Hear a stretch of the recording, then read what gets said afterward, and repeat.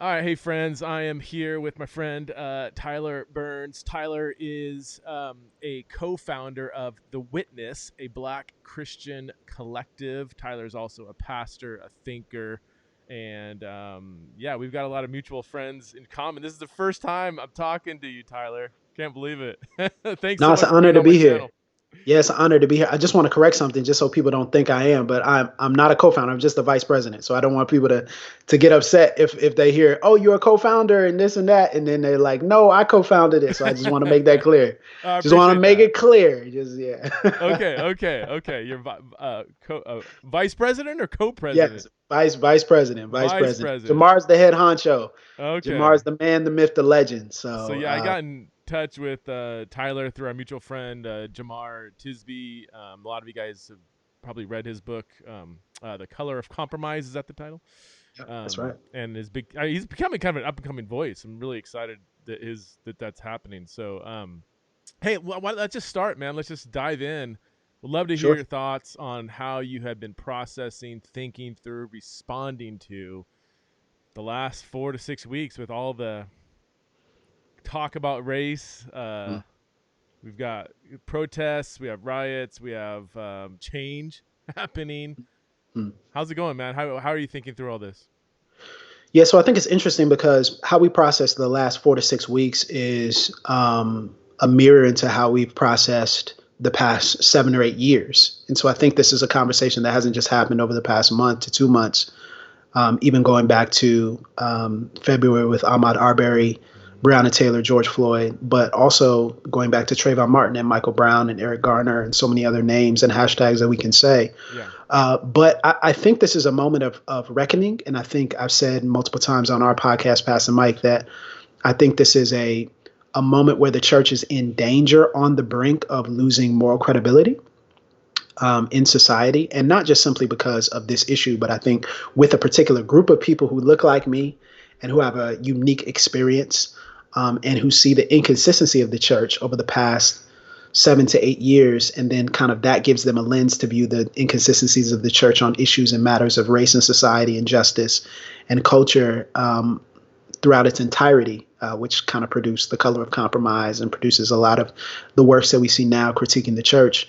And so I think we're at this place where the church has an opportunity to reestablish its moral credibility and to take the hard necessary steps of repentance and repair that the scriptures outline for us in times like this.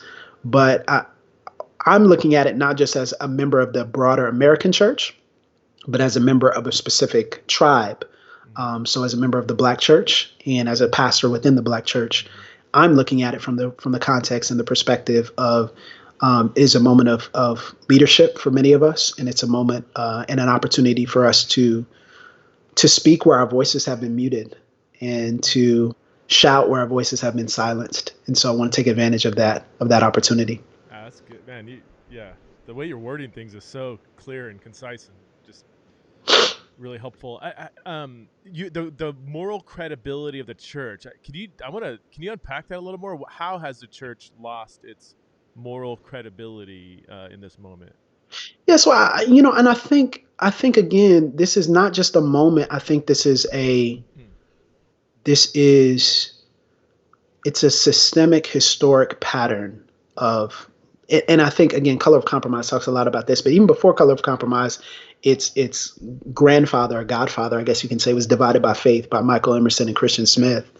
And within that book, it talks a lot about some of our great leaders and our the founding fathers of the faith in America, and even beyond that, some of the people who facilitated revivals in America, and how the church allowed them to hold different the church allowed them to claim to believe in the gospel, but not live the ethical implications of the gospel and the applications of the gospel. So you think of someone like George Whitefield, who was a phenomenal preacher and leader and revivalist, but yet influenced Georgia to overturn their prohibition of slavery, right? So at the same time was like, yes, slaves need to be preached to. Yes, they need the gospel, yet I'm going to own them. And so it's like, well, wait a second. So there's a difference between what you say and preach and how you live. And so I think there's the context okay, this isn't a long pattern. If you talk about the founding of denominations, if you talk about some of our great leaders and heroes who had abhorrent views on race, not just in slavery, but also in value, right? Yeah. But then I think secondarily, I think there's also this opportunity where many of us are looking at the intersection, and so many people who follow us at The Witness, they're at the intersection of having been embraced and accepted by white evangelicalism, or being a part of white evangelical institutions or schools or educational facilities. And what they come in contact with is a sense in which people say they love us, and people say they value us, and people say they want us there. But now we're seeing that that love is limited. That love is part of us, not all of us. And so if you say you love me, then you'll care about when I'm mistreated. Mm. If you say you love me, you'll care about the concerns of my community. If you say you love me, you'll protect and advocate for me. Mm. But we're not seeing that, and we haven't seen that over the past 8 to 10 years, in particular, as the police brutality instances and cases have gone viral. And so now we're looking back and we're saying, well, where was all this love that you're talking about? Love God, with all your heart, mind, soul, and strength. Love your neighbor as yourself. Where's all this love y'all were talking about, right? Yeah. And so I think it's credibility in that regard to reckon with history, but then also to reckon with the ways in which people have said that they believed in things and said that they promote things that they haven't lived out. And that's true with all of us. We're all a little inconsistent, as propaganda would say. But I think whenever you're in a power position, it drastically affects the people who are not in the positions of power and authority and wealth. And it has drastically affected so many of us. And I think that's why you're seeing the tension, especially from Black and brown Christians right now. That's super helpful. So we talked offline quite a bit before, but were raised in a Black church, but then you had a Yeah. stint where you you went to Liberty University, not necessarily a historic, Black university, No, man. and you swam in the waters of Reformed Christianity for a time, and that and what why don't you tell us about that journey, how you're Sure. now reflecting on it, and then that might kind of spawn a few other questions we can kind of chase down. Yeah, so there's really kind of three movements of that journey. So I was raised in the Black church, but I was educated in a white Christian private school. So in my early years, as right after I was born, it was interesting because my family we're not wealthy in any regard, but my parents wanted to place such a primacy on education, Mm. and so they sent me to the best school. So they actually, we almost had nothing, but they would scrape up money to send me to a private school because they wanted me to have the phonetics and the training at a young age. Mm-hmm. And back then it was all about the education. It was all about, man, get as much education as you possibly can. It gives you an opportunity to not grow up in abject poverty Mm-hmm. like we did. That was the whole mentality. And so they sent me to what they thought was the best school, but at the same time, and then also it was a Christian school as well, so that was a plus. But at the same time, that school did not teach me anything about who I actually am, not just as a Christian man, but as a Black Christian man. Was So it almost exclusively white, like? Or yeah, yeah, yeah. It was well, in the early years. You talk about early education to elementary. It wasn't as much. It was kind of mixed. But when you get to middle school, high school, it's almost exclusively white. And so I grew up there, and basically there was no affirmation and no explanation of my cultural heritage and how that intersected with my Christian faith. As a matter of fact, people would say you should erase that. Like, that's non-important. That's not what we focus on. Of course, you can say that because, you don't think you have a culture, right? That's what they were thinking. Oh, well, the culture is for people on the margins. Like, culture is their thing, yeah. but it's not as important as your faith. It's not as important as how you walk with God, as though those two are separated, right? Yeah. Which was the issue. And so I kind of had this movement of, I don't even know who I am. So then I, transfer after 2 years of college to Liberty University. And my first semester at Liberty is the 2008 Obama election. Oh, wow. So, I'm in this culturally white setting, but I joined a Black fraternity. And then I'm also navigating the Obama election. And what was another breaking point for me, is kind of a second movement, was the night of the Obama election. And again, back then, I was very conservative, and man, you're supposed to do this and believe this, and it's all about abortion and, Mm-hmm. whatever it may be. And when Obama won and they announced it, it was in the Vine Center, which is a big, the auditorium there. 13,000 people can be seated there. Yeah. And when they announced it on the big screens, the Fox News announcement, of course, all the black students ran down to the bottom and were celebrating. Wow. And there was just jubilance and joy, and my frat brothers and my sorority sisters, and it was probably like 500-600 black students celebrating, and then all the white students were around in the stands with their arms folded like this. Wow. And I looked around, and I wasn't part of that group. And I just looked and I said, wait, something's not right about this. And then some of the comments that were made by the people around me in frustration and anguish and, some of the snide cultural comments made me say, something's not right about this. And I don't even necessarily agree politically, but I'm like, something's off. And so it kind of, led me to ask some questions and to do some things that I hadn't done before. Because again, you're trained in an educational mindset that says, okay, white is right, Republican is right, all these things, evangelical, this is what you're supposed to be. And then the final movement was after I left Liberty and came back home to serve in my local church, 2012 to a lesser extent, and then 2014 for sure with Mike Brown, Trayvon Martin and Mike Brown. It really showed and revealed. I remember the night I found out, it was the night that Mike Brown was killed. I remember I looked at the story and something came up on Twitter or something. And I was sitting across from my dad. It was a Saturday night and we were getting ready for church. And I said, this is about to be a big story. And he was like, what are you talking about? So I told him just the brief of, the story as much as we knew at that point. I said, it's about to be a big story. And he was like, oh, okay. And then, I put up on Facebook something real innocuous. I was like, man, I hate to see the loss of life, unarmed black man, hate to see that. And people just attacked me. I mean, it was just as simple as that. I was just like, hate to see it.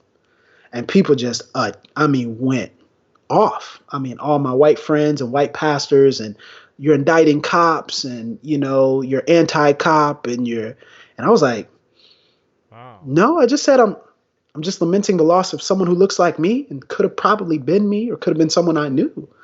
Right. And the vitriol and the condescension and the paternalism and the anger and the denial. Ibram Kendi says that the heartbeat of racism is denial. And if the heartbeat of racism is denial, then I like to flip that and say the drumbeat of racism is control. Wow. So it's denial, and then also control, which is controlling our thoughts, controlling our tone, controlling the way we speak, how we speak, if we speak. And people started to exercise wild control, or attempt to exercise wild control over me, even though I wasn't a part of their denomination. I didn't answer to them. But they thought they had rights to control my voice. And that led to the great awakening in my mind of, no, this is something different than just a disagreement. This is your attempt to control me. This is your attempt to exercise your authority over me as though you think you have rights to. So those kind of were three movements of, realizing that something's off. And at each point I realized it, but then at the last point, there was kind of a breaking point. What do you think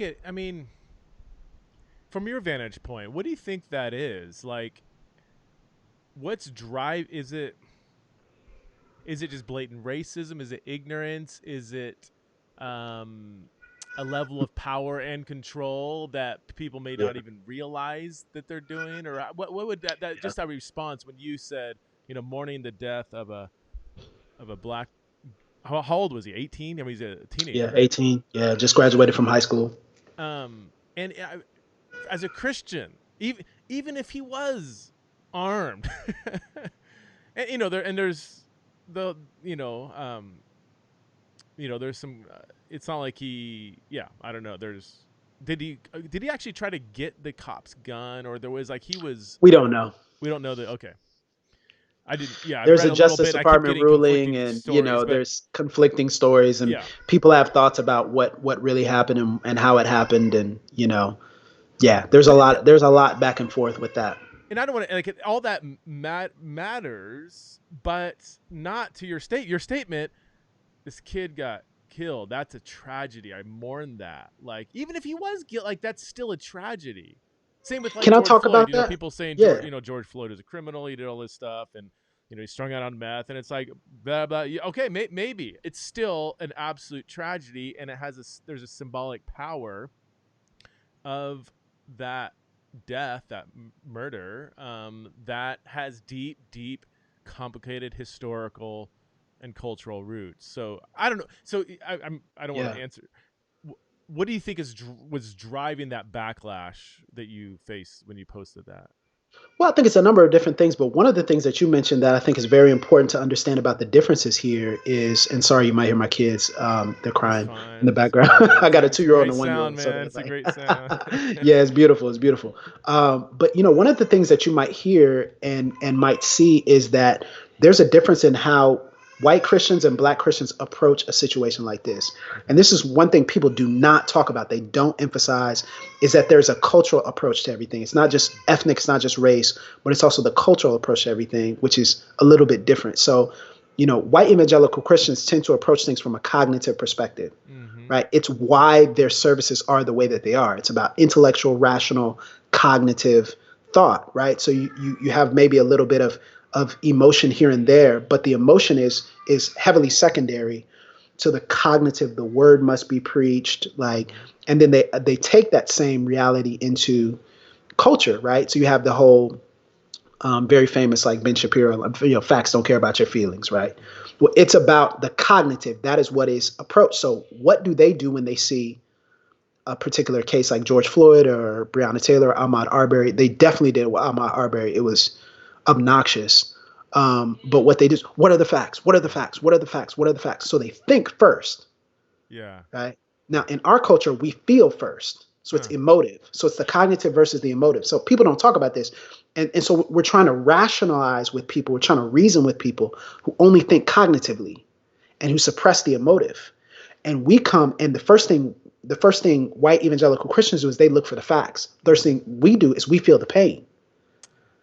So we feel the pain, and so that's the thing we feel first, and that's what we engage with first. And they're like, no, so interrupt our pain engagement with facts. They're trying to be investigators, right? And so again, it's the cognitive versus the emotive. So they elevate that above, and there's theological roots to this too, because there's a level to which there's a theological emphasis upon the mind and not the emotions, right? So the emotions might even be bad in some circles, right?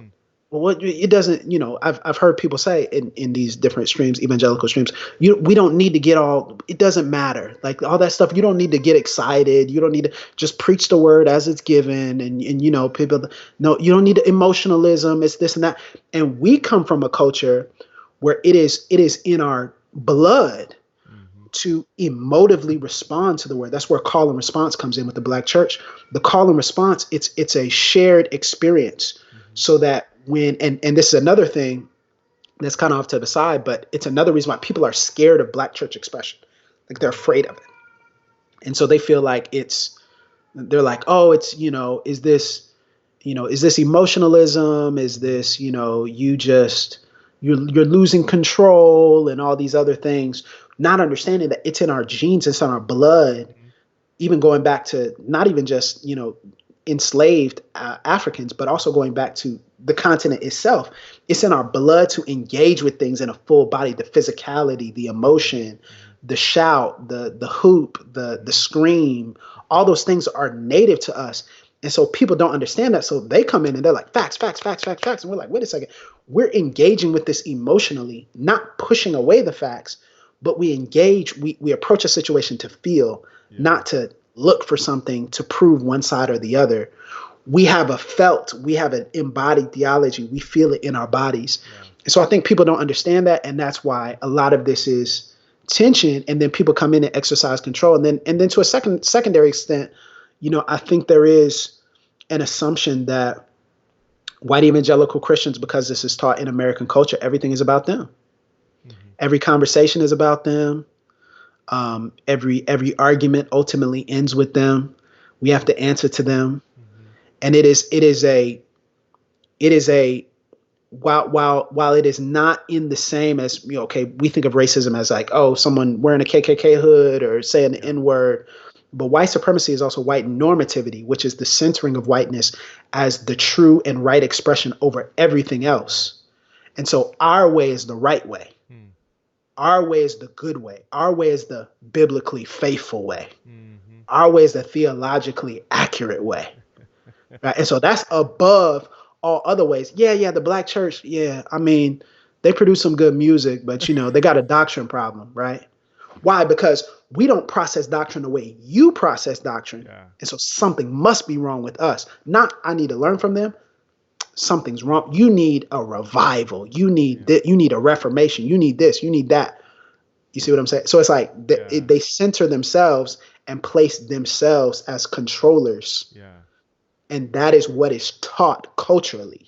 It is taught culturally that, when you only hear the heroes of your particular cultural history, you're trained to think that everybody else's heroes are secondary. Mm-hmm. Mm-hmm. That's how you're trained. Yeah. And so it's the truth in education, the truth in theology as well. So I think those are two things that are really kind of the things behind the things. I'm trying not to give you the stock answers of like, oh, it's this and it's that. And I know some people are like, man, just, whatever. But it's, if you really want to get to what's going on and what's happening, that's what's happening. Dude, I'm going to speak on behalf of my white audience.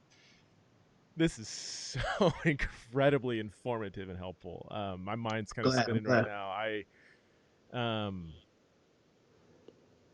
Okay, so I want to go back. So I want to I guess not confess like it's a sin, but acknowledge that the way you describe the kind of cognitive facts, that's me, man. Like so, and maybe I think part of it is I'm processing. Part of it's a personality. Part of it is the culture I was raised in. Right? Would you agree with that? Like there's certain personalities. Absolutely. That are yeah. right? That's me too. I'm definitely cognitive, intellectual, rational, love theology, love that. And I'm not hearing you say one's right or wrong. It's just understanding the differences is huge, right? Just simply understanding the way different cultures respond to something, without saying one's right and the other's wrong. Or so is it wrong for me, as I acknowledge that I am when I hear anything, I'm like, what are the facts? Like that's totally my MO. Is that okay? Should I not do that? Or should I at least acknowledge that is one culturally shaped response, but not the only way? Is that, I kind of hear you going there. Yeah. Yeah. I think that's a great question. People's personalities are, shaped by, everyone's created with the image of God. And so our personalities, even the way in which we approach things, like God has a hand in that. And so I don't look at anyone's personality and be like, that's a wrong, that's a wrong personality or that's a wrong bent. But here's what I would say is that whenever you enter into a situation that's culturally different from yours, don't assume you know everything. Right. And here's the reality is, people become, and I was actually talking about this morning, people become armchair experts very quickly about cultures they've never engaged with. They've never engaged, but they just assume. And a part of that is our acculturation. When you have certain media sites, certain news sites, certain, theologies and theologians and denominations that assume certain things about a particular community, what you have is it reflexively, and it's basically a tool of mass discipleship for how people within that denomination view a certain personality, a certain group, a certain ethnic expression. And so what we assume here is that we have all the knowledge necessary to be able to make a strong declaration about what something is or isn't. Okay. And let's take it to the gospel. The Son of Man came not. No. Here's what Jesus says in the broader context of that verse. He says the Gentiles, they lord their authority over you. They lord authority, but it shouldn't be so with you. Why? Because the Son of Man came not to be served, but to serve. So when I enter into a space, I come to relinquish the power and the authority that culture has decided I should have. Right? And this is the case for me when it comes to my Black sisters. Right? So when it comes to Black women, culture has said I'm more important than them. So as I engage with their perspective, my perspective is I'm right. Oh, no, we're not like this. No, that's not us. That's not who we are. No. I mean, you know me. Come on now. You wouldn't. But again, that's lording my perspective over them as though it is the right, way of approaching it when I haven't lived a day in their shoes. I don't live in their experience. I Yeah. don't know what they face. I may know it cognitively, but I don't know it experientially. And so I come into the scenario not to be served as the authority, but to serve in mutuality. And so whenever we get in a cultural discussion, never approach a culture, it doesn't matter what your personality is, assuming that you have everything ready. Even if you've read, this is the thing. So they're like, oh, I've read that book, I've read this book, and it's the mindset is still wrong, which is, oh no, I still have the authority, I still have the right reason, I still know what I'm talking about. And that again is an exercise in white normativity, which is, the cousin of white supremacy. It is overruling. It is ruling over a group of people saying, I can understand your culture. And here's the unfortunate reality: most white evangelical Christians have not had to hear Black history. They've not had to learn from Black theologians. They've not had to sit under Black pastors. They've not had to engage with Black culture. But yet, whenever a situation happens, they come in and tell us what it is and what it isn't. And I'm like, you don't even know us. Yeah. And then they're like, man, my Black friends or Candace Owens says this, so it must be true. And I'm like, you don't even know us. You don't know us experientially. Yeah. You don't know us in um, any sort of way. You just know what has been mass produced to you. And then you assume based upon that. And so we never enter a scenario assuming that we know, Yeah. especially within power dynamics and culture. We come in ready to serve and ready to learn and be teachable. So good. Um, There's so many questions, man. Um, Fire away, let's do it. well, That's why we're just here. as just the tail end of what when you're talking, it made me think like part of the problem is that we lack multi-ethnic church communities, and I'm kind of I don't know, like I think um yeah, I'm just thinking through all that. I've been passionate about that for a while, but one thing I do one thing I really don't like is when there's not true integration, but it's just assimilation. And I know I don't think I know a blatantly racist white person, but I know a lot of white people with a lot of underlying unchecked just ignorance, bias, presuppositions that just it's lingering beneath the surface, you know. So even when it comes to like multi-church expressions, like I don't know any personally any white people who would have any problem with like a black pastor. But I think they would have a problem with the black pastor bringing black culture into their church. I think they would have a problem with that. When does the service end? It ends when I get done preaching, man. I mean, like, no, like I've got plans. I've got like, there's so Right. much, clock time It's about versus me. I'm event at the time or whatever. center. There's so Yep. much cultural assumptions we have that are shaped by, I love your phrase, white normative experience, even if it's not quite white supremacy per se, but it's very much white normative. And we're fine with people of color coming into that context and assimilating. Um, and I think it's a huge problem. So I think the lack of genuine integration and celebration of different cultures in a church context might be Mm, part of the problem mhm. why white people are kind of being bathed in a more white ideology without even Right. realizing it. Is that and correct me if Right. I'm or augment, correct, Oh yeah. whatever, agree with whatever. I just that was something I was thinking about when you were talking at the end there. Yeah, like I think it's interesting, right? Because I grew up in a context where I was part of a Black church. So I was majority Black, but there was a big push and movement, even in my father's vision of the church, to craft a multi-ethnic church experience as best as possible. Yeah. Like, and this was before multi-ethnic was a thing. Back then it was multicultural. And so there was this push to, craft a multi-ethnic church experience. And, from, I think he said, from segregation to integration, from integration to reconciliation, from reconciliation to Yeah. celebration, all these types of things that, language that we had long before it was in books. Yeah. And I think there's something good about that. And I think there's something good about the level to which we're desirous of a beloved community, as King would say.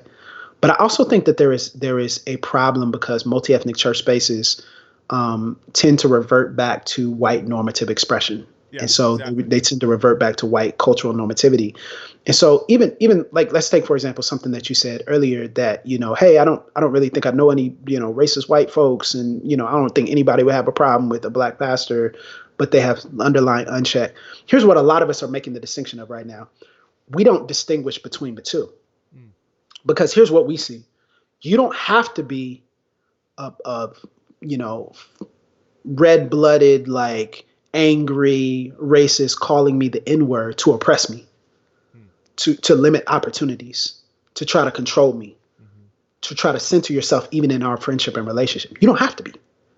Like, you can actually propagate the same. You can love me. You can be in relationship with me. You can be my friend. You can be my pastor. You can be in my wedding and still propagate the same mentality of inferiority in the power dynamics of our friendship and our relationship. And so whenever people are like, man, I don't really know. And I'm like, that's great. I'm glad. But I bet some people who need to be challenged on their ethnocentrism, who need to be challenged on their normative expression, to be challenged on what they expect of certain groups of people. I think you know way more people than what you think, right? And so that's one of the things that we kind of say, because in a multi-ethnic church expression, people are so excited about us getting in the door together. Yeah. We're going to worship together. But the problem is the worship is still centered around one cultural expression. It's still monocultural. It's multi-ethnic monocultural. What songs are we singing? Right. Okay, so we only sing your songs? Yeah. Only sing songs written from your social location? Yeah.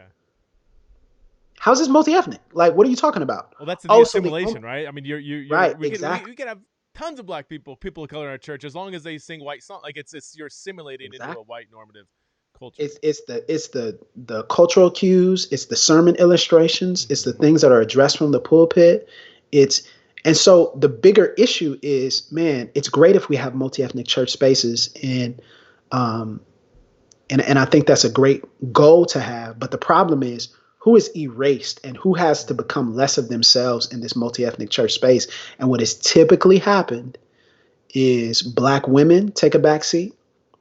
Black women are erased. They're invisible. They're ignored. That's why I'm so glad you had Lisa on. I mean, even that act, I'm so glad you had Lisa on, because in this conversation, black women are typically ignored and suppressed. And it's like, okay, well, the only expression we really need to get to is two men. Two men really need to talk about this, right? Which, again, it's another cultural expression that's erased. And so, I was talking to somebody we respect and admire years ago, Andy Crouch, on the podcast, on Pass the Mic. And he was talking about how, and this is his words, not mine, he said, I'm less concerned about, how many multi-ethnic churches there are, more concerned about the white church addressing white supremacy within its church. And that, hey, it would be great if we got together, but if we address the long legacy of white normativity and the ways in which our theology has been held culturally captive and have used as a tool to oppress and suppress people, when it's liberative and when it's gospel loving and when it's it's the promotion of freedom and love and grace and truth, we'll be better off even if we don't all come together under the same roof. Right? Address that. And then even if we all don't come together and we don't have that kumbaya moment, we'll get in the presence of Jesus. But address what exists within your church. Yeah. And if you address what exists within your church, we'll all be blessed by that. We'll all be better off, because there are people who have been trained and discipled to love as Christ calls us to love. That's so good. Do you know Eugene Cho? Absolutely. Yeah. When I talked to him about how they went about cultivating a multi-ethnic church, I felt like that was one of the best, and I'll say it, he would probably say attempts, because he would say we never arrived. It was super hard, even to this day. 20 years later, it was, he's no longer there. But would you agree? Was that be an approach where there's genuine, not assimilation, but a genuine attempt to celebrate and integrate different ethnic expressions? Well, yeah, and I don't know all of the things that they've done, but I know Eugene Cho is a great voice, and two guys that I would really love to highlight who have done, I think, a really great job of this is Rich Velotis at New Life Christian Fellowship in New York City. Yeah. And then also Albert Tate as well. They've done a really great job out in California. I think that's Fellowship Monrovia. I think that's the name of their church. But those are two churches that I think have really modeled what it looks like. And I tend to lean towards multi-ethnic church expressions that are led by people of color, men and women of color. I tend to appreciate that and honor and value that in a certain way, because it again does not reinforce the dynamics of white normativity and control. And it's not like it has to be for it to be a healthy church. That's not what I'm saying. But I think there's just a way in which it's done in certain sectors. But you have to understand, like when you talk about multi-ethnic church, it varies based upon the population. It varies based upon, the ethnic diversity of a city. Right. It's going to be different in Idaho. It's going to be different in, all these places. You see, it's like totally different, right? Yeah. But what do you do in that? Well, and people get stuck. I want to encourage people with this. This kind of leads me into something that I think is really important. Don't give yourself excuses to not change, excuses to not address what lies within you. Because see, here's what tends to happen is white pastors be like, well, I tried, what do? Do we bring in a gospel choir? Do we do this? And it's like, it's not about performative expressions. It's not about performative acts. It's about solidarity. It's about advocacy. It's about loving your neighbor well, and that love leading you to justice. As Cornel West would say, justice is what love looks like in public, right? Wow. So that love leads you to act justly in public, to do justice and love mercy. But don't give yourself an excuse. Like, so for the pastors who are like, man, I we tried this and we hired this guy and we did this, and they're like, okay, well, we did our one thing. And then it's like, what must I do to be saved? I kept the law.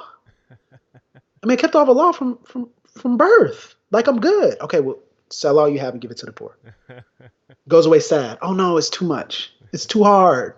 Yeah. And I think sometimes the standards of the gospel and the standards that God is trying to push for us, because there has been such divide and such oppression, and such violence done to people of color in our bodies, that now what it takes to reconcile, what it takes to bring justice is so heavy and it's so intense and it's so weighty that sometimes we say, well, I'd just rather not do anything.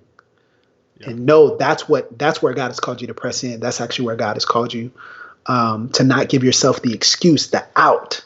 Mm-hmm. Well, it doesn't really affect me because I live in X city, Y city. Nobody in my church is talking about this. Nobody in my community cares about this. Mm-hmm. The kingdom of God, you're still a part of it. And there's still people who need your voice and who need you to address it in your church. Yeah. In the way God calls you to. So I want to go back to something you said about the illustration of, somebody can be in your wedding, they could be your friend, they can whatever, be on leadership team with you, but there still can be suppression and control. Can you give me maybe an example or two of what that looks like? Because I'm as you're talking, I'm constantly thinking, gosh, am I doing that? Have I done that? How can I not do that? Even now, like by leading the questions, am I exercising control? I'm a little skittish, just in the last few weeks, just like trying to rethink, like, am I doing things that I'm blind to, even though I want to not do that? So give us an example of what that could look like. Yeah. Well, let me just emphasize, John 1:14, Jesus comes in grace and in truth, right? So it's like he comes full of grace and truth. So I just want to be very emphasize that even as we give truth, we fall into grace, and this is the point. We don't fall into condemnation. We fall into grace. In everything. So we don't trip ourselves into, kind of this masochistic self-flagellation of like white guilt, where it's like, oh, I'm just so bad. I'm just so, yeah, totally. And I think a lot of people assume that's what we desire. That helps us none. Yeah. And it doesn't help anybody who's watching any either. But we fall into grace. And so grace gives us the freedom, the free grace of God, the rich, lavish grace gives us the freedom to be honest about our failures and to confront our mistakes and our weaknesses, knowing that Jesus will not love us less because we confess our racism, but he can handle it and then desires to redeem and restore. And so it happens in a lot of different ways. So here's one of the ways that I've seen it happen. I've seen it happen in interactions with friends who love me and care about me, but who talk over me in a place where they should be listening. right? Who center themselves, even in the context of our conversation, they center themselves. So here's one of the ways that it happens. I have friends who love me, care about me, and they're like, "Hey man, what you think about this? Hey man, help me with this. Hey man, what would you say to this? Hey man, what'd you do?" And so we entered into the conversation with you pulling from me, not asking me, how am I processing this? Is this a good time for me to do this? Is this helpful? Is this you? This basic care and consideration, but I'm their black friend, right? And so when you're their black friend, what do? You get pulled on to be the expert. Yeah. You get pulled on to explain. You get pulled on to give. You get pulled on, but nobody checks up on your heart. Nobody checks up. Hey man, are you okay? Like, I know you've gone through. There's a lot of corporate trauma right now. Yeah. Are you in a position to have this conversation? Is this something that you would even want to do right now? And if it's not, that's okay. But you calling, texting, hey man, help me work through this with my church. Okay, so here's where it works out. You didn't do the work, but now I come in and I'm your shield. I'm your shield now. Okay, so you haven't been doing any of this study over the past 8 years. We've been recommending books how many times? I cannot, divided by faith should give me 1% of their proceeds for how much I have recommended that book. I'm telling you, Jamar should give me 2% of his proceeds because he's my brother. So I say 2% for him. I've recommended Color Compromise everywhere. We're going to recommend Divided by Faith everywhere for years. And y'all aren't reading? Y'all aren't doing the work? And then now you're like, oh, well, come help me. Yeah. Who am I to you? Like, what do you mean? Like, okay, so now in this moment, you want to trot me out. So here's the thing. Whenever blackness is selectively celebrated. So it's inconvenient when there's not a crisis. It's inconvenient when I can't be a translator for your black members. It's inconvenient when I can be a translator for your black audience, when I can't help the white people understand something. It's inconvenient whenever it doesn't benefit you. Wow. So see, that's just an unhealthy friendship and relationship in general, right? It doesn't have to be about race. That's just an unhealthy friendship and relationship. If I only called my graphic designer friends when I needed something, they'd be looking at me like, yo, what type of relationship is this? Oh, so you just see me as, and we're all guilty of that. But where the power dynamics shift, and where the power dynamics oftentimes are lopsided and unjust and filled with inequity, what tends to happen is that gets assumed in white and black circles in Christianity, and black people, we feel like we have to, because those are our brothers, those are our sisters. Oh no, I have to do this, and if I'm not doing this, I'm being a bad friend, and because historically it's been beat into our minds that we serve them.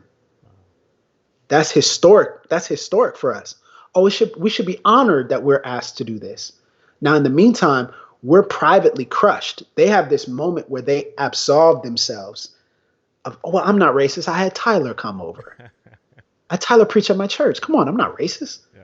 Man, you ain't heard him? You ain't heard him? Well, all the while not addressing the issues and pains of black members within their church, not addressing the issues and pains of people who they've silenced, who they've called all kinds of names behind closed doors, who they've said, yeah, they're irritant, but he's one of the good black ones. That's essentially what they're saying without saying it, right? Oh, help translate it for us. I'm getting real because I think you really want to know. So I'm being very. Dude, no. You see what I'm saying? So it's like, keep going. If it's like a scenario where, oh, I only serve you when it's selectively helpful, people hit me up who haven't hit me up in years. Hey man, you got any book recommendations? You got any this? You got any? I'm like, do you follow me? Like, are we friends? Like, of course. Look at what I said like 2 years ago. But again, it's the assumption, and I don't mind it. Like, you reach out to me and I say, yes, I would like to be here. Like, that's not you got to be here and you didn't beg me. You're like, come on, man, I really need you to. No, you're having these conversations and I actually want to have this conversation with you. So this is not like lording over me by being here. But at the same time, people have to understand that, man, that feels extremely dehumanizing and tokenizing for us. So that's one way. And then just natural marginalization. When you talk over black people, when you assume you know their experience, when you get too familiar with them and you just start making off-color jokes because you feel the freedom to make those jokes in front of them because they know you, and so you use your friendship as kind of a safe space for you to vent racism. because oh no, you know what I mean, right? Oh man, you know what I mean. It happens way too often, and people are like, oh, I would never do that. Yeah, you would. Yeah, you would. Don't say you wouldn't. Yeah. Yes, you would. Yeah. Like, no, it happens all the time from pastors and spiritual leaders and theologians and seminarians and all these people who are trained. Just because you have that knowledge doesn't mean you can't violate a friendship and a relationship. So those are just some things to think about. Dude, first, I thank you for being honest, man. Seriously, it's theology in the raw, man. I just don't have time Yeah, for. gotta be real, man. Oh, Gotta be totally, raw, man. man. Yeah, it's the only way we're gonna move forward in these conversations. Um, is it? I'm as you're talking, I'm curious. Is it a little like annoying, maybe, that it took all the events in the last 4 weeks for people to kind of say, "Ooh, I need to start reading books. I need to start thinking through this. I need to start having my black friend on my podcast." Like, is it people that haven't had a history of doing that and then now are kind of like engaged? Is that a little annoying, or is it kind of like, well, better late than never? Or Right. Well, it's a mix of both, right? Because I think again, we trip into grace. We don't trip into condemnation. And so, man, wherever people have awakenings and desire to truly change, we rejoice. We say, man, that's wonderful. That's phenomenal. Here's where it becomes annoying, though. It doesn't become annoying when people talk about it or have the conversation. It becomes annoying in twofold. When number one, they only talk about it, and number two, when they center themselves as authorities on it. okay, That's when it becomes annoying. okay, So when you only talk about it, you're not willing to address the problem and also not willing to take reparative steps, right? So reparative steps means all the people that you lashed out on at Facebook should get a Facebook message of you repenting to them. mm, You don't just get to jump from that to, okay, I attacked them in 2016. I attacked them in 2017. 2018, 2019, I was just quiet on the issue. So I just said, oh, okay, well, Facebook, it's just a cesspool of everyone thinks they know what they know. And I'm just not going to talk about this anymore. And then in 2020, now you're saying, oh, no, this is wrong. And this is this and this is that. Well, we were trying to tell you that years ago, yeah, but you called us community organizers. You called us Marxists. You said that black people were psychologically predisposed to crime. wow. No, these are things people have said to me. I'm not just saying it like, oh, this is a Really? no. Let's show you. Really, let's show you DMs and inboxes. Let's show you our emails. Okay, so now you care about this, and now you want to lead your church in it because now you realize you can't ignore it. Mm, So it's again advantageous for you. It's wrong for you now to talk about something, not to talk about something everyone's talking about. Looks bad. mm, Well, that's bad press. You can't have that. yeah, But then what you didn't do is you didn't come back around and say, hey, I realized that many of our conversations, I was completely out of line. Or even asking, hey, do you feel like I was out of line when I pushed back on you? And people will be honest, like, yeah, you were. mm, mm, And giving them the freedom to repent and repair. mm-hmm, And then say, hey, is there any way I can make you whole in this situation? Because it's obviously probably an issue that I'm centering myself in this conversation. And so that's one thing, mm-hmm, when they just talk about it. But then another thing is when they censor themselves in the conversation. So now they're the experts. Like they're the people who and it's like, there are people who give their lives to this work and who have been threatened for this work. mm-hmm, Like, I'm so glad Jamar is winning now. I'm so glad people like Latasha Morrison are winning on the New York Times bestseller list. And it's not about those accolades to those people. It's not. yeah, It's just an acknowledgement that their work has been valuable and they've been faithful. And they've been faithful in little things. Now God is giving them much. They've been faithful in private and now God is rewarding in public. mm-hmm, And so there are dozens of people in your local area. I think of the black pastors who have been advocating mm-hmm, in places. When you go to vigils for black men who are shot and killed by police, and there are no other pastors there, but there are black pastors who are present. mm, I think of the activists who have been consistent in this work, who have been trying to meld faith and justice for years, for decades. And now everyone's on the train and now everyone has something to say about it, but they've been faithful. We need to honor them. We need to honor them. We need to listen to them. I think of the inconvenient voices, mm-hmm, the people who are saying the things that everyone's thinking, but no one's willing to say. mm-hmm. They've been saying it for years. Honor them. And I think what shows a truly transformed heart is when we're willing to say, hey, I'm not gonna, and I say this to pastors all the time, man, I think it's great that you want to have a conversation with me. I think that's awesome.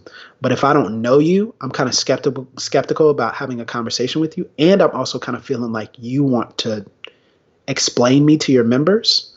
So I would encourage you to call this person, that person, this person, that person, and have them preach a Sunday at your church. Doesn't have to be me. As a matter of fact, I'm pushing myself out of that conversation. I won't do it. So call one of these 5 people in town who are great preachers and who have been talking about this for years, and pay them to preach to your church. That's how I know you're real. That's how I know it's serious. Yeah. Because then it's like, well, I can't control him. I can control you in a conversation, but I can't control you in the pulpit. What is he going to say? What is he going to do? Right. And I had a pastor sit down with me recently. He was like, man, I had a new pastor who had come in town, a black pastor. And he was like, man, I had him preach just on racial reconciliation. And the emails I got and the phone calls I got. And I'm like, well, you see, if you would have had a conversation with, you would have been able to steer that conversation and control it. But because you had him preach the word, now people are like, oh, that's political and that's anti-cop and it's this and it's that. You see? And so now you have something, you know where your church really is at. Yeah. Now you know what you can address. Long answer to a short question. How much time do you got, man? I don't want to take more time than you I got like 20 more minutes. I'm good. Okay. You mentioned white guilt and that's not the right response. And yeah, I am seeing it seems like a growing number. Maybe just more public now, but like white people kind of promoting that kind of white guilt. I'm reading a book right now. Oh, well, this is on my. I haven't read this one yet. White Guilt by Shelby Steele. Yeah, yeah. I know nothing about the book, but I'm reading that other one, White Fragility, which I'm having some serious problems. Yeah, two broad spectrum differences, ideologically. And that's how I work. I want to, and one's by a white woman who's on one side, and then Shelby's black, I think, right? Or yeah, very black, very conservative. Yeah. Okay. See, I know. Somebody mentioned, hey, if you're reading that one, you should read this one. I'm like, all right. So yeah, I don't know. The kind of like, for lack of better terms, hyper progressive, hyper woke, white voices. I don't know. I'm having some problems with at least some of how they're going about the whole race conversation. But so what are the specific problems that you're feeling? Well, in your heart? I don't even know if I can speak. I'm just because I'm a slow thinker, man. I don't like to. I like to think. I try to listen charitably to like say, I want to know where they're coming from. What are they saying? Not begin with. I think this is the one. So White Fragility by Robin DiAngelo. It's like number 1 on Amazon. So of course I had to read it. Yeah. I mean, for what? Just from I don't know. There's the broad brush generalizations. And you don't have to say. Yeah. Well, that's just I'm thinking out loud. Like I just sweeping generalizations that, and maybe it's because I was raised in like a fundamentalist Christian background, where we did that all the time. Oh, those amillennials. Even to this day, like the word amillennial has a negative hint to it because it was all amillennials are this. All old Earth creation, all 6,000 years. Come on, man. What's that? 6,000 years, man. Come on, that's it. You young Earth, man. So I really it's a little bit not triggering, but I mean lowercase t triggering for me of like when I see these broad brush generalizations, I just like that's just I don't resonate with that. And but some stuff she's saying is like, man, that's really helpful. Being alert to how your group, your social context inevitably shapes how you think, feel, and everything. Like those are, to me, that's sociologically just obvious. Well, not obvious to me, but I don't know. I'm only 3 chapters in, so I'll yeah. Have you read it, or what do you? Any thoughts on it, or?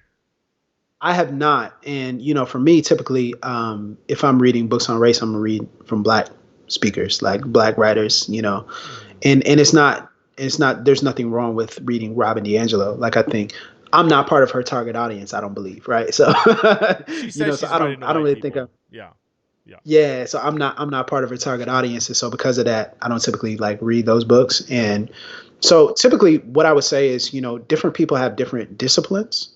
And so you take, for example, Jamar. Jamar is a historian. Mm-hmm. So his discipline is going to be a little bit different than someone else's. Someone like, um, I hesitate to use names, but you take someone like Ta-Nehisi Coates. He's a journalist, right? So he's gonna speak in that regard. So when he did the case for reparations for the Atlantic, he didn't provide concrete solutions to the problem that he had spent 20,000 words expressing. Why? Because he said that's not my job. Like, Okay. I'm a reporter. I'm a journalist. Like, I'm not going to tell you what to do. I made a suggestion, but I didn't give you a how-to steps of, okay, here's how reparations should look. Okay. Let's just let's pass HR 40 to have the commission to do a study, Mm-hmm. right? So different people have different disciplines, right? So I try to interpret people through the disciplines of kind of where they're at and who they're speaking to. But I will say this. Black Christians and Black people in general are skeptical of conservatives and progressives. Hmm. We're skeptical of Democrats and Republicans. Hmm. We're skeptical of woke white people and racist white people. We're skeptical of them all. Here's what we recognize. We recognize that just because you are an advocate in one space doesn't mean that you're not doing any of the problems that I've mentioned, right? Mm-hmm. Doesn't mean that. And we don't look at people in that way. We know that advocates can also oppress us. Mm-hmm. And adversaries can also treat us with inferiority. We know that. We know that happens on both sides. So Yeah. whenever people are talking about, man, y'all always vote this way and do this, and, Yeah. and y'all think this way, and you're only coming from this perspective. It's like, well, don't mistake our pragmatism at the voting booth Yeah. for our cosign of a group of people. We see who they are. Yeah. They give us a chance. Yeah. Like, that's how we think. Oh, they just give us a chance. But they're going to have problems too, and they do have problems. Yeah. And we can chronicle their problems. They're going to give us a chance. The other people, they don't even let us in the door. So we don't even have anybody advocating on our behalf. They're not even going to listen to us. So here's what I think about, from a white guilt perspective and a white progressive perspective. Again, it doesn't do us any good. Like, one of the things that we're dealing with now is, the NFL is talking about doing the Black national anthem for week 1. And, Aunt Jemima was taking off the syrup bottle. And Yeah. What do you think we about don't care that? about any of that. What do you think about all that stuff? We don't care. We do not care. That's not what we asked for. That's not what we asked for. And one of the functions Toni Morrison said of racism in a racist society is distraction. It's one of the primary functions of racism. It's to distract us from what we asked for. We did not ask for that. We want people to arrest the cops that killed Breonna Taylor. That's what we want. Mm-hmm. That's what we specifically asked for. That is what we are pushing for. We are pushing for convictions. We're pushing for broad police reform. Some of us in different ways. Some of us defund the police. Others of us police reform. Mm-hmm. We didn't ask for any of that. So I think what happens a lot of times is progressives can also be guilty of white normativity as well. They just do it in different ways, and they just do it in saying, we know better than what y'all, oh, we know what you're saying, or we assume what you're saying, or yeah, this is what you want. We don't want that. We didn't ask for it. We didn't. It's good that the Washington football team is probably going to change their mascot, right? That's a good thing. Great. Awesome. Again, that's not part of this, though. Mm-hmm. That's not part of what we said this is. And it's great. I mean, Mississippi took down the state flag, Confederate monuments. Again, that's great. And I'm not saying that's wrong. I completely support it. But at the same time, it's also a question of, we're not trying to make the world a code-free place for people who might have, said politically incorrect things. So now everybody has to say the right thing and be politically correct and do all this. That's not what we're trying to do. We want justice. We want equity. We want justice to roll down. That's what we want, Amos 5. That's what we want. Yeah. So I think a lot of times whenever people come to me like, yo, I'm so sorry, I'm this, I'm that, I'm like, bro, I appreciate your sentiment. I appreciate your sympathy, but that's not what I asked you to do. Mm-hmm. Like, take that sorry and turn that into solidarity in your local church. Take that sorry and turn that into solidarity by writing your county commissioner and telling him that the stuff he says online is out of bounds. Mm-hmm. We're dealing with that locally. Mm-hmm. Take that sorry and turn it into solidarity, and write your congressman and tell him that he's ignored us for far too long and that you're not going to let him ignore us in the next election.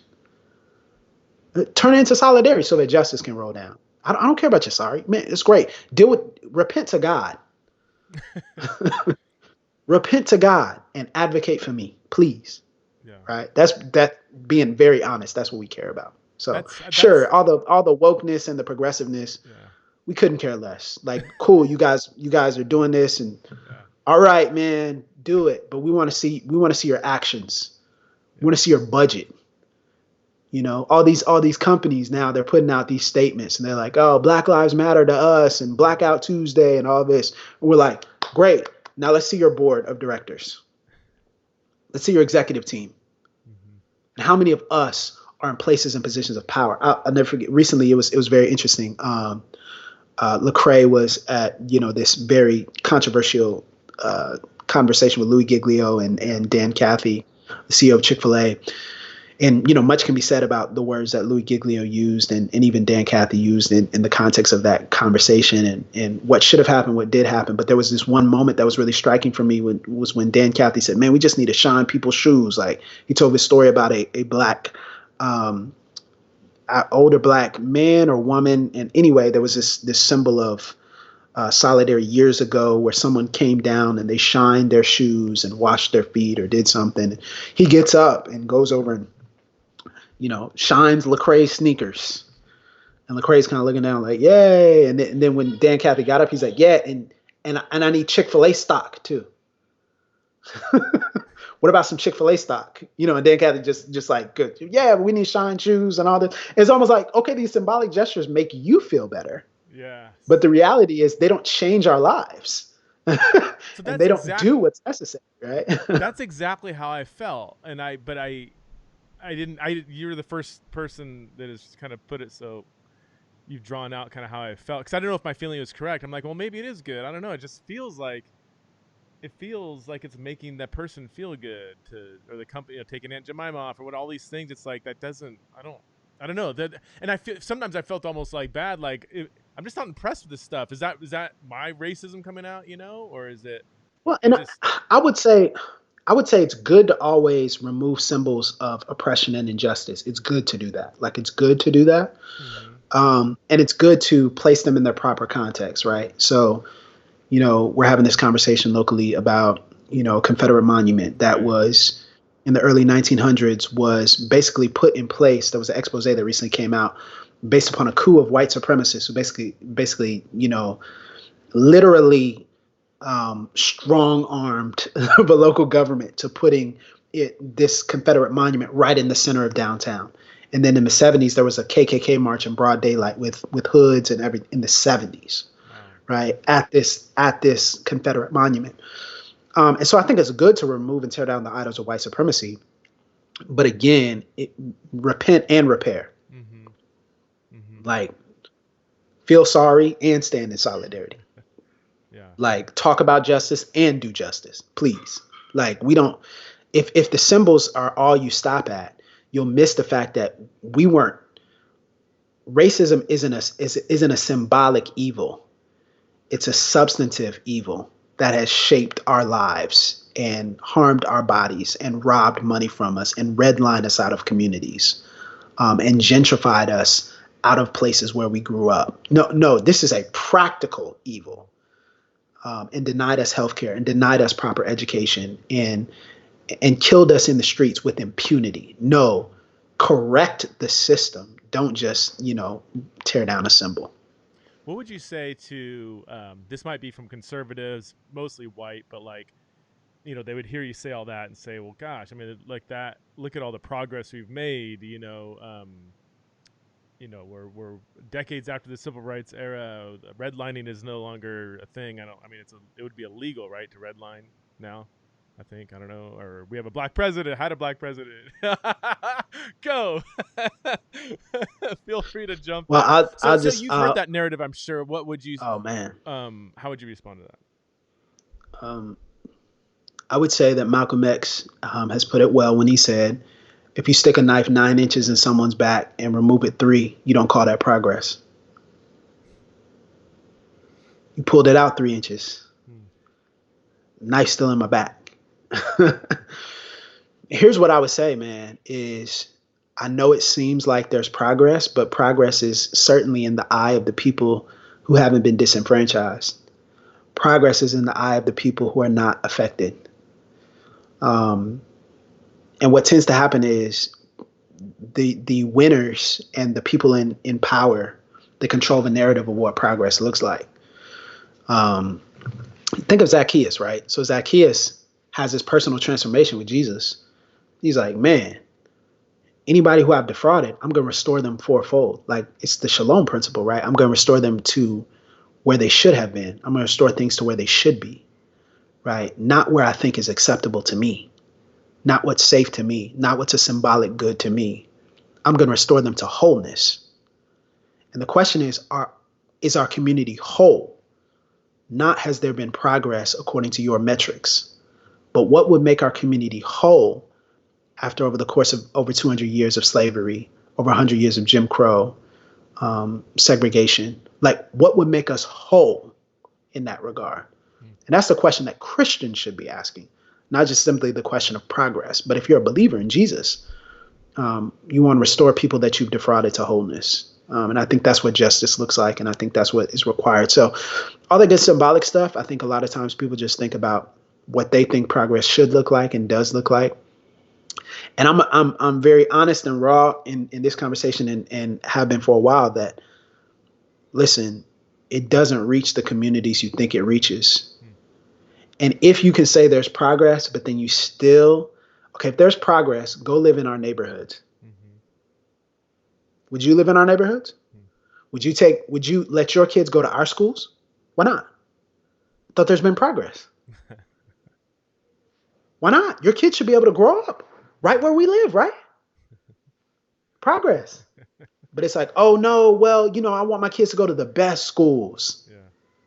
Okay, so what you're saying is there's a difference between the standard of education in the suburbs and in the hood. Mm-hmm. So you're telling me there's not progress. Show your work, prove. Mm-hmm. Okay, live there, and then tell me there's progress. Mm-hmm. Live in a food desert, and then tell me we're great. Everyone's doing so well. You don't have access to fresh fruit and vegetables. You don't have access to a nutritious diet. Live in a food insecure area and then tell me that there's progress. No, it's not progress. You can say it's progress because it doesn't affect you. So yeah, that's what I would say. I'll stop there. Don't want to get too raw. I'll stop there. But that's what I say. No. Listen, because here's the thing, doctor, it's so important that we have to tell the truth to people. Mm-hmm. We need to tell people the truth. And what we've been doing is we've been doing patty cake. We've just been playing patty cake with this. No, this is a serious issue that affects real people. It affects real bodies. We are in danger and we are being killed. Mm-hmm. I'm not here to be like, okay, well, just do this and let me make something rhyme. No, repent and repair, because I'm telling you, it's not a game with us. It's not a game in our communities. And when you see it, and when you see people get killed, I've seen people get killed in our communities by police and nothing happened to them. I want to hear from, man, well, what do you think about this? I'm like, guys, repent and repair immediately, because literal lives hang in the balance for that. What would true progress look like to you? Yeah. So I think true progress, I'm part of an organization locally. It's called Achieve Escambia. It's Escambia County is my county, and it is a cradle to career readiness organization. And I'm the equity representative for Achieve Escambia, and it's all about kindergarten readiness, career readiness. And we say in our equity statement that equity exists when race and economics are no longer a reliable predictor of success. Right? So when the disparities can tell you if you are born a black child in 32505, if you are born a black child in our zip code, you are this much more. We can predict your level of success. We can predict whether you become an opportunity child. We can predict whether or not you go to college. We can predict whether or not you get a postgraduate degree. We can predict all those types of things. We can predict your vocation. We predict your median income, and we can do that in our community. Just knowing that you're a Black child, you are far more likely to deal with these issues. Currently, we're ranked 41st out of 67 counties in the state of Florida in child well-being. Wow. And that's a problem to us. 16% of our kids are food insecure, which means at some point in time in the year, they will not know where their next meal comes from. Like, so I think progress looks like when race and economics and where someone is born is no longer a reliable predictor of their success. Yeah. That's when equity exists. Now, progress in the church, I think it looks like when there is a significant step of repentance that says the wealth and access that exist in white churches now can be reasonably expected to exist in Black and brown churches as well. Mm-hmm.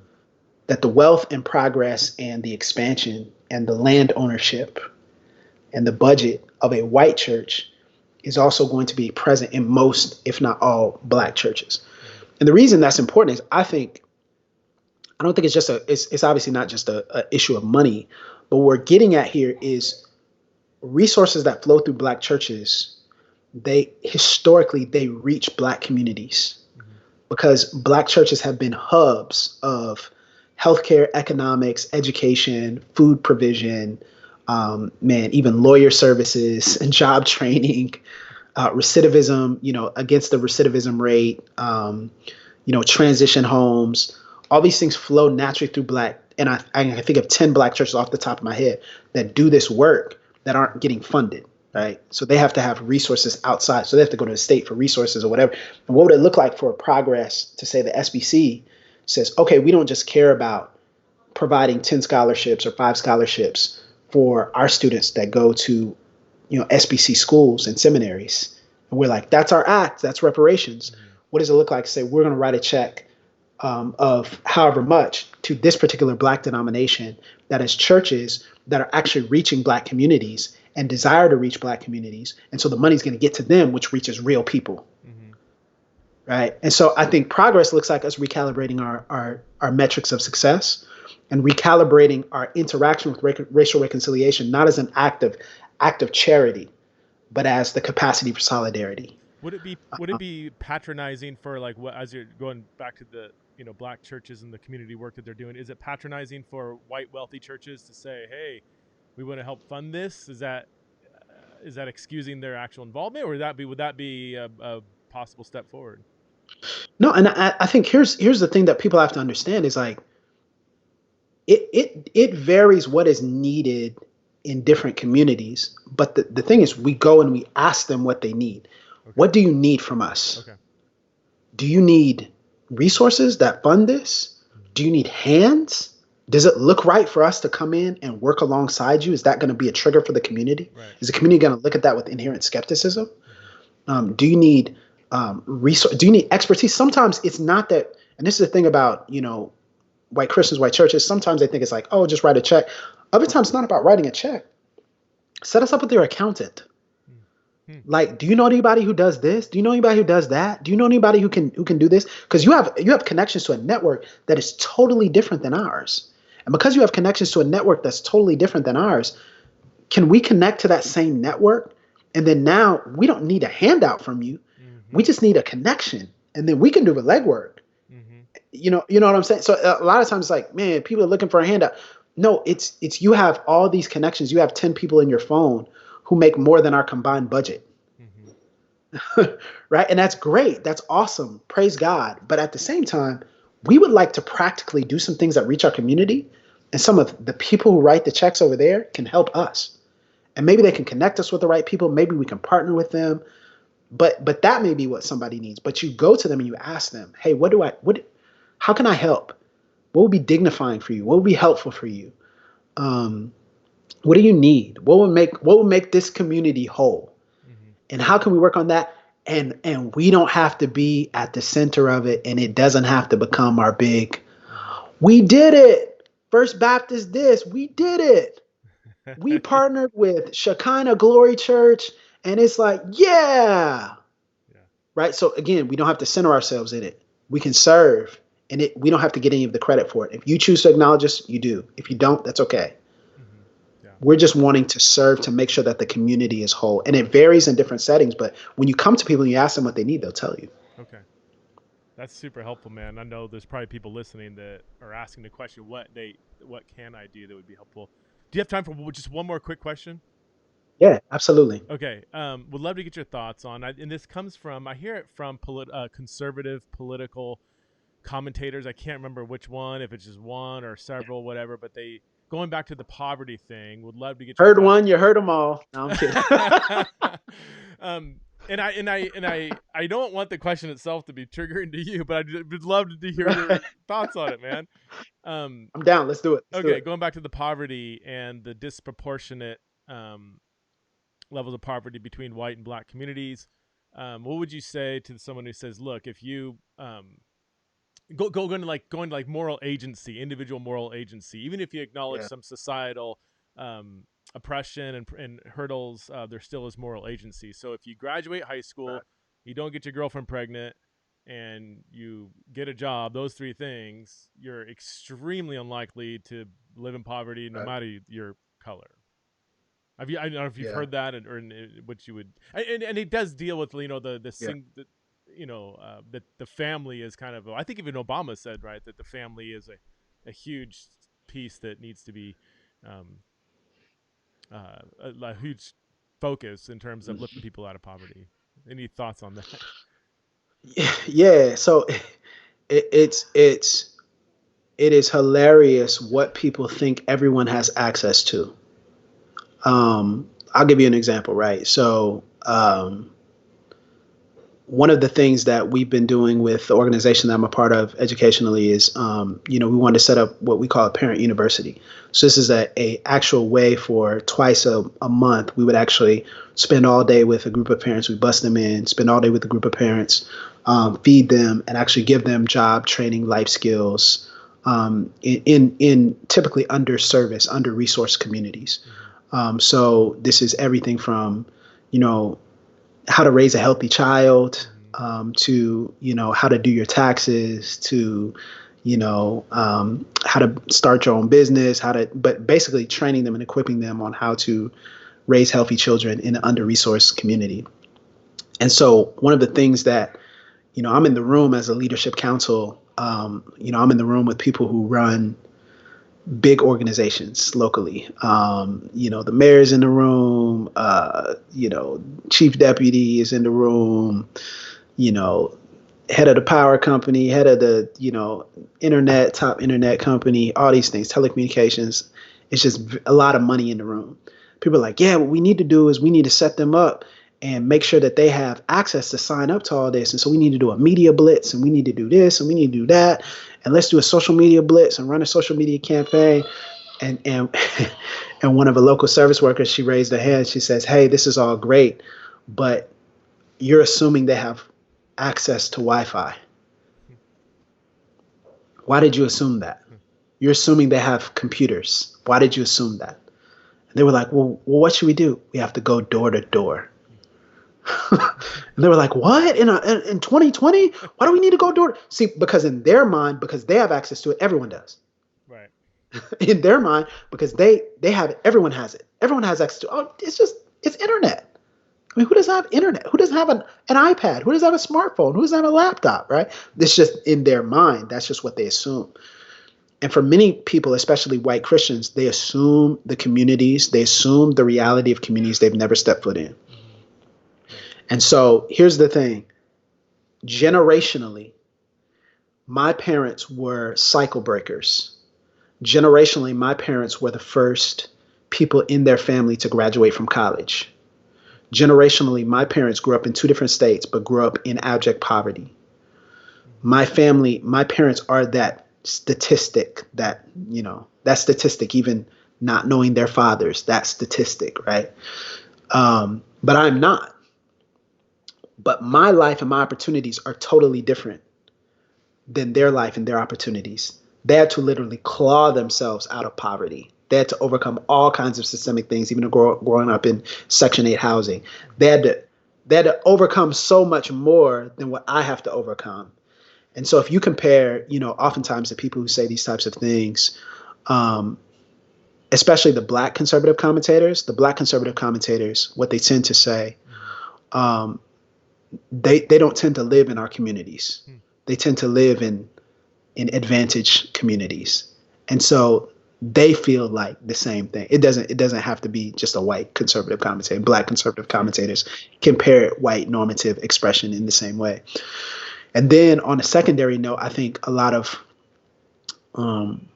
there has been a consistent stream, and there's too much to get into here, but there's been a consistent stream of thought since enslaved Africans were brought over in 1619 that black people are intrinsically lazy, that they are promiscuous, that they are not hardworking, that they're unintelligent. And so when I hear that, I hear all the marks that a plantation slave owner would have said about enslaved Africans. They don't work hard enough. Oh, they're going to come after our women.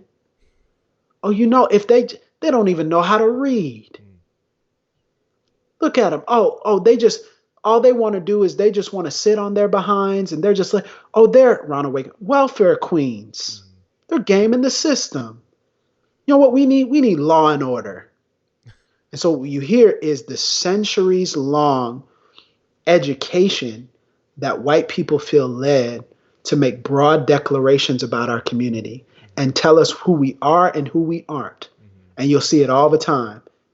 Flip on any conservative station. When it comes to black people, they're telling us what we're not doing. Look at how many of their kids are in poverty. 70% of their kids grow up fatherless. What are you talking about? Never step foot in our communities, but parroting the racial stereotypes. So when people talk about progress, I'm like, okay, go back and read this. Go back and read that. Go back and read what they used to say about us. And you tell me, what did George Whitfield say? Their bodies, black bodies, are built for the heat. They're built for this. Come on.